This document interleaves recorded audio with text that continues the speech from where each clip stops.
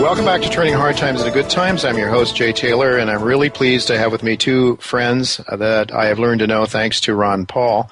Both men worked for Dr. Paul when he was in Congress, and I'm talking about Jeff Deist and Daniel McAdams. Both of these men have kept in contact with Ron Paul since he left office, but in fact, both men are continuing in one way or another to work with Dr. Paul in his lifelong effort to educate Americans about the importance of sound money and obedience to the Constitution. Important if you want to maintain liberty and prosperity and happiness. Jeff is now the president of the Mises Institute, which I strongly suggest listeners support. It's Mises.org, and I encourage you to go there. There's a wealth of free information there. There's a lot of, I think it's really a very improving a website is becoming more interesting all the time. Lots of things there, audio-visual things and formats. There's essays there, intellectuals, and a lot of people who, well, it's Austrian. It's Austrian school economics, and but a lot of very valuable insights into the economy and why things aren't really chugging along as they should be. Dr. Paul was one of the earliest supporters of the Mises Institute, which is, of course, a legacy of the great Austrian economist Ludwig von Mises, and Ron is still very much involved with that organization. And then Daniel, who is on this show frequently. We haven't had him on for a couple of weeks, but almost every week Daniel is with us. He heads up the Ron Paul Institute for Peace and Prosperity, and this is a very valuable website. I also suggest that people go to support the Ron Paul Institute for Peace and Prosperity if you are in tune with and in agreement with the Constitution, because again, if it's not constitutional, you won't get Dr. Paul supporting it or his name attached to it. But his views on limited government certainly extend beyond our borders. So I would say for a more comprehensive background, both Jeff and Daniel have been with us many times in the past, and their bios are at the Turning Hard Times into Good Times site at Voice America Business Channel. So go there to read more about both of these gentlemen. And thank you, Jeff, and thank you, Daniel, for joining me today. Thanks, Jay. Absolutely. Really good to have both of you with us. I'd like to start out with you, Jeff. And, we're supposed to, if we turn on CNBC or Bloomberg or any of the mainstream media, they're telling us that, the economy isn't real good, but it's getting better. And we're, all these smart guys in Washington and the Federal Reserve and in Wall Street, they're pulling the right levers. It's just that we are disadvantaged in one way or another. We have things that have taken place that are beyond their control. But I was reading David Stockman. He pointed out yesterday on his blog that we're now 77 months into the recovery, and yet he points out that outside of the health, education, and social services sector, which are really fiscally dependent jobs, there has not been one single net new job created in those 77 months. Well, that's David Stockman. So you hear David's negative view of the world, and we hear the positive one all the time on the mainstream. Jeff, you're in touch with all these Austrian economists at the Mises Institute. What are they saying about the economy, and what are they viewing as the prognosis for the American economy? Well, it's certainly troubling to hear Stockman say that. I mean, if you think of 77 months, and really when he refers to the recovery period, what he really means is the Fed-fueled nominal dollar recovery that's occurred since the crash of 07-08. Yeah. Not any kind of real recovery adjusted for inflation. So look, if you get past, the Bloombergs and the CNBCs that you mentioned and just get to fundamentals, what is it about the American economy that's improving from a foundational standpoint? In other words, for a while there, companies and individuals were shedding debt and improving their balance sheet. That's true. But beyond that, where is the increase in marginal productivity? Where are the new markets? Where are the new products? Where's the new demand? All this has to occur before the new jobs will come into being. So without productivity, and without real creation, there's not much chance for a recovery, no matter how Washington tries to spin it. Yeah. Yeah, no doubt. And I don't mean to suggest that David Stockman was applauding this economy by any means. He was basically, in fact, he had pointed out that there have been no new net jobs created in those 77 months except for the fiscally dependent health, education, and social services jobs. And he also notes that during that 77-month period when he was in the Reagan administration, I'm sure he wouldn't say it's because of him, but there were 150 times more jobs created in total during that time frame. So he's definitely agreeing, I think, with you and the Mises Institute economists that this is really not much of a recovery, if any recovery at all. But do you see any chance of change in policy that might get us back into some growth mode, or what has to happen, Jeff, before we start to see America's economy on the mend again?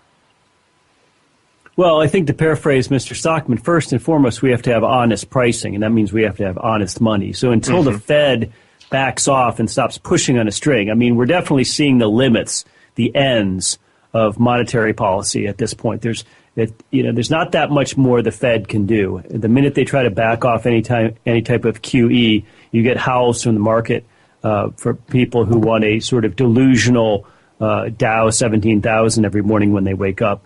So we've reached the end of monetary policy. So what we need to do now is start unpeeling the onion and getting back to a system where the dollar and the cost of borrowing are actually based on some sort of rational market as opposed to fiat.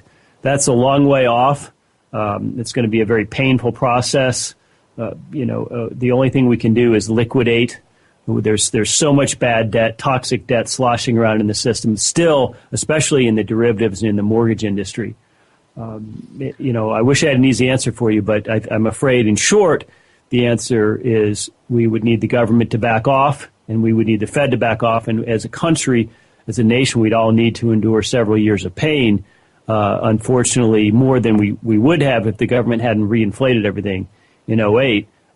But the recession is the cure. It's not the symptom. It's the cure for what the government's done to us.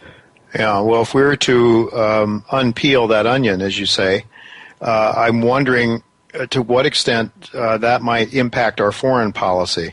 We're seeing the dreadful treatment that our returning veterans have been getting in the veterans hospitals. It's a horror story there. Some people have suggested that that's what we might look forward to with Obamacare. In fact, that might be a prelude to what we have coming as the onion is peeled back, Jeff. I would like to ask you, Jeff, what sort of percentage of the U.S. budget is involved in military action? Do you have a sort of a general sense of it? I think I've asked you this question before, but I don't recall. Well, it depends on how you come up with the stats, as with many things the government does. Technically, officially, the actual DoD budget is something along the lines of $520 billion, I believe, for FY13. When you add in all kinds of nefarious things, including State Department spending, foreign aid spending, quasi-military spending that exists in places like the Homeland Security Department, it's really kind of an amorphous sum. It's hard to put your finger on it. And I know Daniel and I had worked on this years ago when we were working for Ron. I mean, we were always convinced that the real number was somewhat closer to $1 trillion a year. But wow. If you figure that right now our annual federal spending is about $3.7 trillion, that gives you a sense that really after Social Security and HHS, welfare and Medicare, defense is right up there after those three. Well, the argument that's made by those that want more military spending all the time is they throw it back at the people that would like to cut back, and they say, well, what are you? Are you against safety? Are you against defending your country? Are you against a strong defense? What's the matter with you? You must be un-American. So here's a thought I'd like to put past you, Daniel. And, it was a thought really interesting reading Richard Mayberry's last newsletter that just came out the other day, and he's talking about there are two kinds of defense systems, and he says as far as he knows there's only one country that practices the one. It's the Swiss system, that would be Switzerland, and then there's the Roman system. And the Swiss system basically suggests that it doesn't need to go outside its own borders. It can simply have everybody defend their own house, their own castle, defend themselves, be armed, learn how to use those guns effectively. And he points out that that has been the safest defense system ever created. The Swiss have avoided military conflicts when they're right in the middle of all the horrible stuff that went on in Europe during World War II and earlier as well, World War I. And yet, almost every nation under the sun, to a greater or lesser degree, practices a Roman system in which you go outside of your own borders with military, with a strong military, and start to entangle yourselves in other people's business. So I'm sure, Daniel, I know that you would say we don't necessarily have a defensive military. We probably have an offensive military. Correct me if I'm wrong, but I would guess that's your view. Sure, absolutely. And, the argument would be, well, the Swiss have a peculiar geography which allows them to be that way. But when you think about it, so does the U.S. We're surrounded by two big oceans.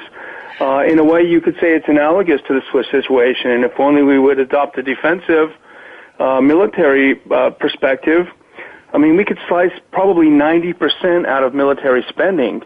And, back to Jeff's point, he makes a good point. And back at the time, say the early 2000s, there was a lot of talk about, including State Department in this military spending is ridiculous, it's diplomacy, et cetera.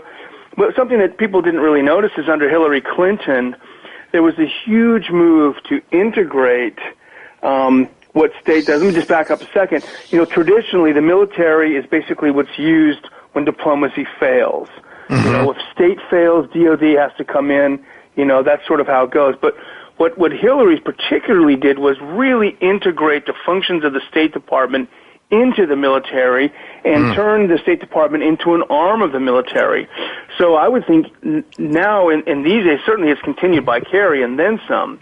So you can no longer even say, well, it's not fair to count state in because state doesn't do diplomacy anymore. They do selfies with hashtags and they coordinate with the military. That's what they do. So, you have this bizarre situation where the U.S. is now putting troops on the border with Russia. They're conducting military exercises in Latvia as we speak on Russia's doorstep, overflying B-52s and just provoking the rest of the world. And talk about destroying our economy. That's the number one way to do it. Yeah, I find it very, very interesting and very important what's going on in the Ukraine and the relationship between the United States and Russia. But, Russia and China seem to be increasing trade arrangements, and the BRIC countries as well seem to be pulling together an alternative banking system, and even their own sort of IMF they're looking to pull together in some sort of way. They seem to be tired of having the United States and the U.S. dollar. I think they're just trying to protect themselves. But Daniel, I'd like to ask you about an article, or a comment, I guess, that Ron made talking about this neocon Krauthammer, who's always on Fox, it seems, always on Fox television.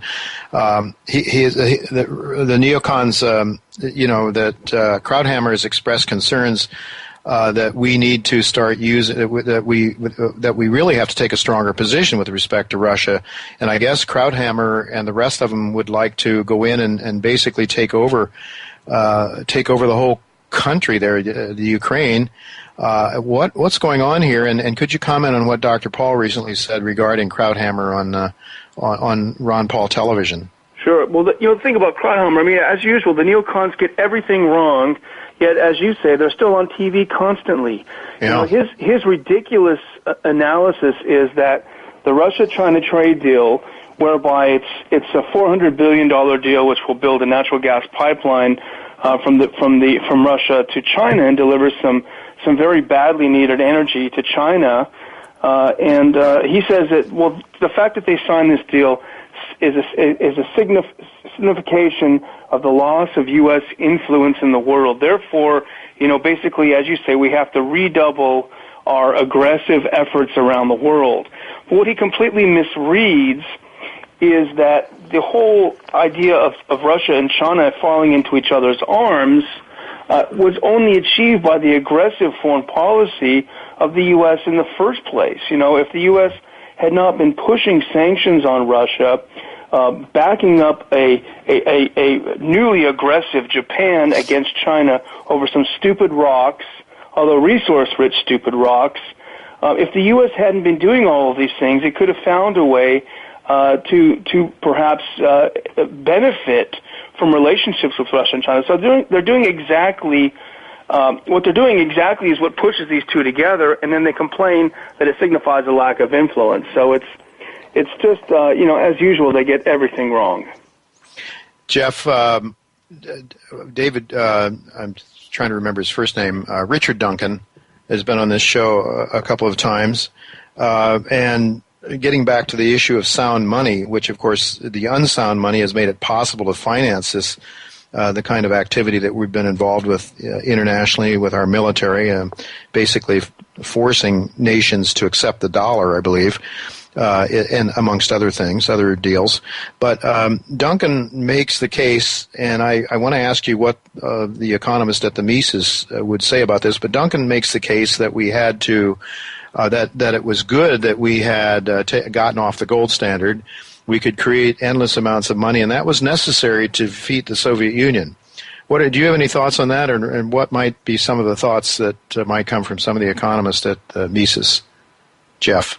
Well, that's an odd comment, to put it mildly. I mean, Rothbard talks about this in his small, almost pamphlet, What Has Government Done to Our Money? You know, the actual supply of money per se, meaning if the supply was constrained, i.e. backed by gold, is irrelevant. What matters is valuation on any given day. So what we want is a stable store of value, something that governments can't simply sort of create at will to cause all the dislocations and misallocations that happen when all of a sudden, for instance, the Fed expands the money supply markedly from the 2001 tech crash into the mid-2000s and creates the housing bubble. So, when he says that, it's good that we got off the gold standard because we were able to feed the world or feed the starving kids in Russia or something is really pretty absurd. What matters is not how many dollars exist in an economy. What matters is how much real wealth in the form of stuff and in the form of real productivity exists. So the fact that we're trading gold or seashells or dollars in a certain sense is not the issue. The issue is whether money has real value, and gold has proven that it does. And as a result, whether we're trading and having a truly productive economy as opposed to one based on smoke and mirrors, which is the one we've got now, and it's feeding us. It's feeding us on credit. It's feeding us on debt. It's feeding us on the backing of the U.S. military for the U.S. dollar. It's feeding us on the backs of OPEC, which still requires nations around the world to have dollars to buy oil. But all of those things are coming to an end. So at some point, we're going to have to get back to feeding ourselves, to put it a certain way. We're going to start producing things ourselves in America then again. And but I'm wondering if what Duncan was basically saying is the reason we were able to prevail over the Soviet Union, and I would make the argument now that we're turning into a kind of a Soviet Union. Our mentality seems to be every bit as aggressive as theirs was during the Cold War. But Duncan is saying the reason that Reagan prevailed over the Soviet Union, that we as a nation did, would not have been possible if we hadn't printed so much money and if we were held under the gold standard. But if I hear you right, you're saying that's nonsense. Well, it's possible that Reagan's deficits would have been impossible. I fail to see how anyone could argue that would be a bad thing. In other words, it might have been true that Reagan would have had to be honest about his military buildup and the cost involved and actually ask people to pay for it in present-day taxes, in which case he would never have gotten what he wanted. And, of course, what was proven years later is that the Cold War was a farce, is that the much vaunted Soviet warheads were rusting in their silos. Most of them didn't work.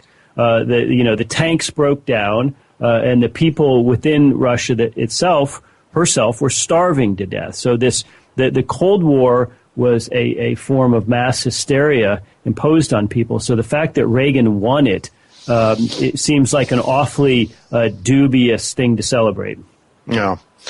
Well, for sure, if we are destroying ourselves in the process of, by going bankrupt, I think it was President Eisenhower that noted that most nations destroy themselves from within, and it certainly seems to be happening right now. Although, of course, the media would have us all believe that things are going to be okay. But if you really look at what's going on, you have to dig a little bit. You can't just rely on the mainstream. But if you go to the Mises.org or you go to the Ron Paul Institute for Peace and Prosperity, you'll learn some things that are completely different from what you hear amongst our own Izvestia or Pravda type of propaganda tools that we have on CNBC and elsewhere.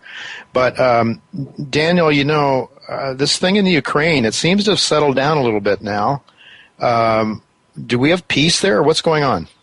Well, it's not settled down at all. In fact, the new president in Kiev has upped the military attacks against the people in the east who don't want to be part of the country anymore, and he's upping the violence. So there's nothing slowing down. It's just that the U.S. media starts to ignore it when the narrative doesn't seem to fit its view. But Jay, if I can switch a little bit, the big story today, and I hesitate to be too dramatic, but this may be the most important event since 9/11, is that the second largest city in Iraq has fallen to Al Qaeda. Mosul was taken over today by ISIS. Who is a Syrian-based organization that has benefited from the U.S. assistance to the so-called rebels in Syria, and now they've used that to go and take over and occupy the second largest city in Iraq. So this is almost a Saigon moment, and if anything shows the folly of U.S. interventionism, the disaster of U.S. interventionism, it's Al-Qaeda's impending victory in Iraq. So how's that for irony? Well, I mean, has this story at all caught the mainstream media today, I wonder? Oh, it's percolating. It's absolutely percolating. The New York Times has a piece out. Okay. Liz Sly of the Washington Post has a picture of the ISIS in some U.S.-supplied Humvees that they've helped themselves to. So this is slowly breaking over today, but this is a huge, huge story. And Maliki in Iraq, his army simply melted, and now he's saying he's going to arm civilians and have them go in there and try to take it back. So I'll be darned. Absolute disaster. It's absolute chaos and anarchy. It sounds like the wheels are falling off of. But didn't we have a president go on a warship, and tell us that that we had won? I don't know what we've won. And how looks ironic to me that Hillary Clinton says, "Well, if I had it to do over again, I would have opposed the Iraq War." Oh, really? Is that what she's saying now? Yeah. Exactly. Well, she might just open her eyes and listen to some people other than the people that are paying for her next run for president. Maybe start with some independent thinking. Jeff, what do you think? I mean, this is how is this thing going to play out? I mean, it seems to me we got more Americans on food stamps than ever before. I believe that's right. There are fewer jobs than we've had in a couple of decades. Where's the tax base going to come from? If Dr. Paul Craig Roberts is right, the Fed is lying to us about tapering. Roberts says and he provides very great evidence. I played his comments on my show last week. Very substantial evidence, in fact, that money is being recycled back through Belgium to buy U.S. treasuries, so that in fact they're keeping interest rates low, even as the Fed is supposedly pulling back and not creating as much money. How do you think this thing is going to play out? I mean, it's just hard to say. And what should we be doing? Well, it's a game of musical chairs, right? Nobody wants to be the last person caught holding a bunch of U.S. dollars, and the question becomes, what happens if we offer U.S. treasuries and nobody comes to buy them, right? That's the point at which we'll know. And that has happened in part a couple of times already, and that's why there's been periods where the Fed was buying about 60% of all U.S. debt offerings. So there's going to come a point where the Japanese or the Chinese or the Russians or some of the Middle Eastern countries, any of the countries that have huge holdings of U.S. dollars, are going to have to make a decision to start unwinding their holdings, and whether they do that faster or slower might be a strategic a matter. In other words, one where they're trying not to draw attention to it. But nonetheless, we know the end is coming, whether it'll happen quite rapidly over a period of just a few months, or whether it'll be a 10 or 20 year loss of value in the dollar. Takes somebody smarter than me to figure out, and whoever does figure that out is going to become very rich, I would suppose, shorting the dollar. But in the meantime, the facts and the laws of economics are such that we know, that you can't make yourself richer just by printing something. If that was true, Apple would just triple the amount of stock they have on offer every week instead of just once in a while. Yeah, indeed. Well, we only got a couple of minutes left here yet, but I just throw this idea out with respect to what's going on geopolitically. Globally, it seems to me that we are very close to some sort of a tectonic turn. Paul Volcker called for a new Bretton Woods last week, I believe, suggesting that we're getting very near a turn. I had James Rickards on this show a few weeks back, and he's suggesting that this whole process towards a currency reset is accelerating. There's a growing trade cooperation between China and Russia as hostilities towards the United States and NATO are increasing from that part of the world. Daniel, how crucial, with a minute left or so, how crucial is this Ukrainian situation in this whole equation of NATO versus the East? Well, the U.S. has shown itself to be increasingly aggressive. We had John McCain in Bulgaria this past week demanding that the Bulgarian government stop construction on the South Stream pipeline, which carries natural gas from Russia into Western Europe. The U.S. is trying to do whatever it can to short-sheet Russia, and what they're going to end up doing is freeze all the poor Austrians out in the wintertime. So they're not backing down. If anything, they're turning it up. All right. Well, unfortunately, we've got to leave it go at that. But thank you both of you for joining me. It's been a pleasure having you on the show together, and I hope we can do it again sometime in the near future. Thanks, both Jeff Deist and Daniel McAdams. Thank you very much for being with us today. Thanks much. Bye-bye. Okay, Jeff. Bye. Thank you.